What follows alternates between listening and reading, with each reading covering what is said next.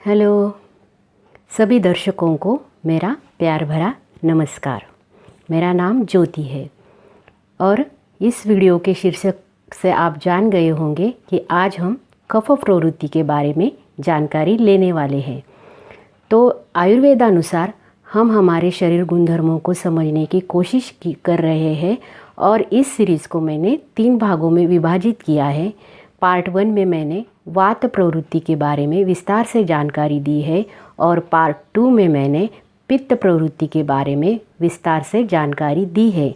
दोनों वीडियो के लिंक मैं इस वीडियो के नीचे दे दूंगी, आप डिस्क्रिप्शन बॉक्स में जाके ज़रूर देख लेना।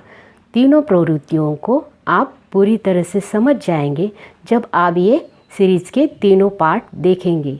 तो इस पार्ट में जो कफ प्रवृत्ति है उसके बारे में हम विस्तृत से जानकारी देखते हैं। तो अब आप स्क्रीन पे देख सकते हैं।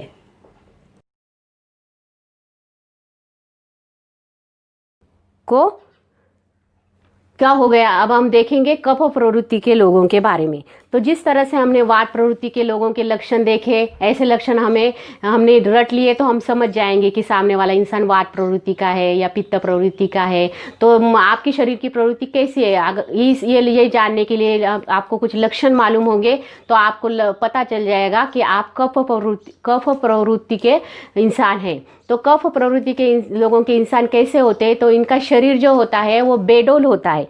बेडोल मतलब तो थोड़ा सा मोटा होता है। मोटा, पूरा शरीर मोटा नहीं होता, पेट का हिस्सा मोटा होगा, नहीं तो कमर का हिस्सा मोटा होगा, नहीं तो सिर का हिस्सा मोटा होगा।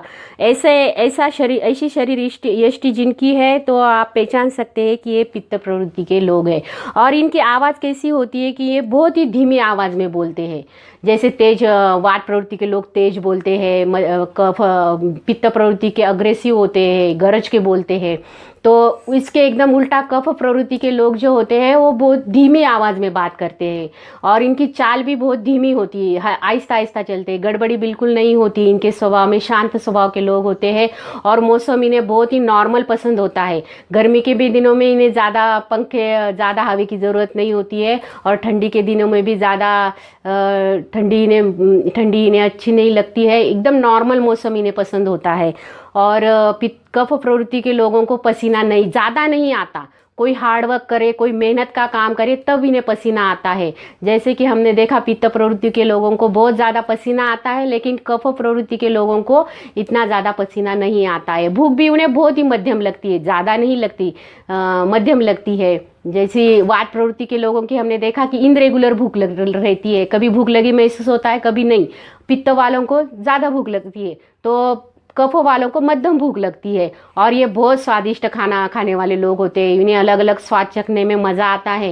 इन्हें ऐसी क्रेविंग होती है कि आज हम मीठा खाएं, आज हम तीखा खाएं, ऐसे स्वाद ढूंढते रहते हैं पदार्थों में।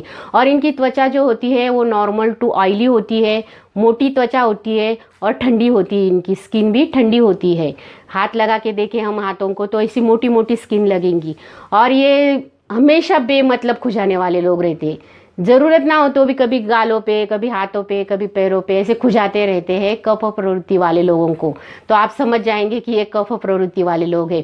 तो कफ प्रवृत्ति वालों के लोगों के लक्षण में हम आगे देखेंगे। आप स्क्रीन पे देख रहे हैं कि इन्फेक्शन, बहुत जल्दी इनके स्किन पे इन्फेक्शन हो जाता है।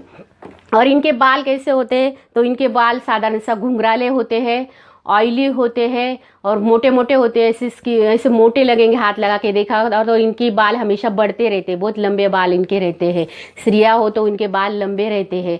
और इनकी आंखें जो होती है बहुत ही मोटी, सफ़ेद और एक्टिव आंखें रहती है, काली काली आंखें रहती है, मोटी मोटी सफ़ेद एक्टिव काली काली आंखें रहती है।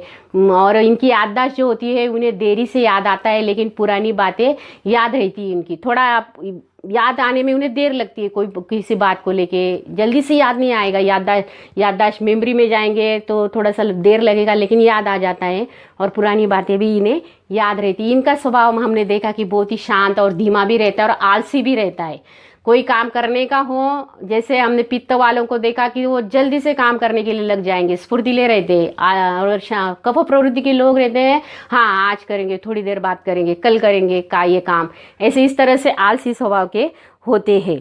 तो कफ प्रवृत्ति के लोग जो होते हैं उनकी नींद कैसी होती है, तो उनकी नींद बहुत ही गहरी होती है। मतलब वो अगर सोने के लिए बिछाने पे चले जाए तो 1 मिनट में सो जाएंगे, और एकदम छोटे बच्चे जैसी नींद होती है उनकी, बहुत गहरी नींद होती है। और उनका स्वभाव बहुत ही लविंग और केयरिंग होता है। ये हमेशा दूसरे से ज़्यादा प्यार करने वाले होते हैं, दूसरों की ज़्यादा केयर करने वाले होते हैं। बहुत ही अच्छा स्वभाव होता है कफ प्रवृत्ति वाले लोगों का। तो कफ प्रवृत्ति वाले लोगों को कम से कम बीमारियां होती है, लगभग 28 बीमारियां उन्हें हो सकती है। जैसे हमने देखा कि वात वालों को 80 बीमारियां, 80 रोग हो सकते हैं, पित्त वालों को 40 हो सकते हैं। तो कफ वाले लोगों को बहुत कम बीमारियां होती है। और कफ जो होता है वो हमारे शरीर में सिर से लेके हमारे गर्दन तक, हमारे छाती तक काम करता है कफ। और कफ ज़्यादा प्रभावी होता है सवेरे के समय में, पित्त प्रभावी होता है दोपहर के समय में, और वात ज़्यादा प्रभावी होता है रात के समय में। वैसे तीनों प्रवृत्तियां हमारे शरीर में काम करती रहती है। ये तो आयुर्वेदानुसार ये तो हमारे शरीर के मूलाधार है। ये इनमें अगर इन्हें त्रिदोष कहा जाता है, इनमें अगर थोड़ा सा भी संतुलन कम ज़्यादा हो जाए तो हमें दोष उत्पन्न होता है, और तो हमारी तबीयत खराब हो गई, हमें ऐसा महसूस होता है। तो कफ प्रवृत्ति वाले लोगों को ज़्यादा बीमारियों में ये सर्दी, खांसी, जुकाम, बलगम ऐसी समस्या होती है। और वो सवेरे के समय में उन्हें सिर ऐसे भारी भारी लगता है। और इन्हें ज़्यादा आँखों की समस्या हो सकती है, जिसमें मोती बिंदु भी आ सकता है जल्दी। इनके धूप में गए तो इनकी आंखें लाल हो जाती है, कभी कभी पीली सी दिखाई देती है। और इन लोगों को कान से थोड़ा कम सुनाई देता है। और इनकी त्वचा में हमेशा फोड़े नहीं तो मुँह से आते रहते हैं। ऐसे इनकी बीमारियां को इन्हें रोज़मर्रा की दिनचर्या में ऐसी लक्षण दिखाई देते हैं। ऐसे बीमारियां ज़्यादा गंभीर बीमारियां नहीं होती है।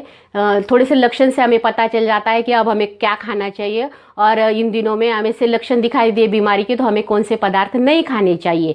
तो इसी हिसाब से मैं बता रही हूँ। तो कफ वालों के लिए जो है वो जो होता है कि गिलोय का रस पीना चाहिए। जैसे कि हमने देखा आहार में वात प्रवृत्ति के लोगों को एलोवेरा जूस फायदेमंद है, पित्त प्रवृत्ति के लिए आंवला जूस फायदेमंद है। तो वैसे ही कफ वालों के लिए गिलोय का रस फायदेमंद है।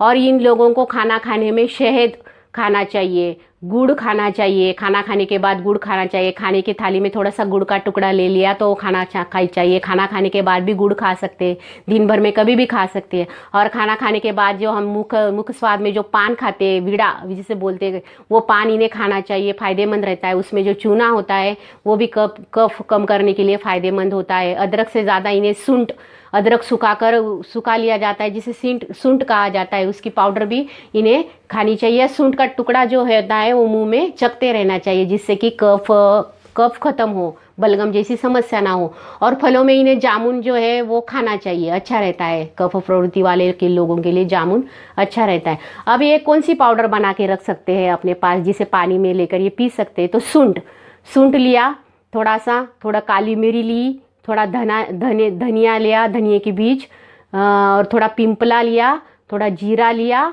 तो इनकी एक पाउडर बना के रखें। और ये पाउडर जब शरीर में कफ बढ़ जाए, सिर में दर्द महसूस हो, तो ये पाउडर जो है आप पानी में डाल के पी सकते हैं। तो पथ्य कौन से होते हैं, इनको क्या नहीं खाना चाहिए? तो इन्हें दूध वाली चीज़ें नहीं खाना चाहिए। दूध वाली चीज़ें से कफ बढ़ जाता है। और ठंडा पानी जो है वो बिल्कुल भी नहीं पीना चाहिए। ठंडा पानी पीने से कफ बढ़ जाता है। तो इस तरह से अब हमने तीनों लोगों के बारे में लक्षण, उनकी साधारण सा दिखने वाली बीमारियां, और इन्होंने क्या खाना चाहिए क्या नहीं खाना चाहिए, इसके बारे में जानकारी ली है। तो अब आप निश्चित ही जान गए होंगे कि आपकी शरीर प्रवृत्ति किस प्रकार की है। आप वात प्रवृत्ति, पित्त प्रवृत्ति और कफ प्रवृत्ति तीनों भागों को देख के आप ज़रूर समझ जाएंगे कि आपकी शरीर प्रवृत्ति कौन सी है।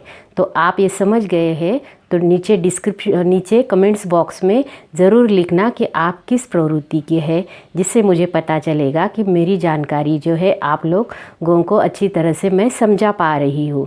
तो फ्रेंड्स, मिलते हैं अगले नेक्स्ट वीडियो में ऐसी महत्वपूर्ण जानकारी के साथ। तब तक के लिए बाय, और मेरे वीडियो को लाइक, शेयर और सब्सक्राइब ज़रूर करना।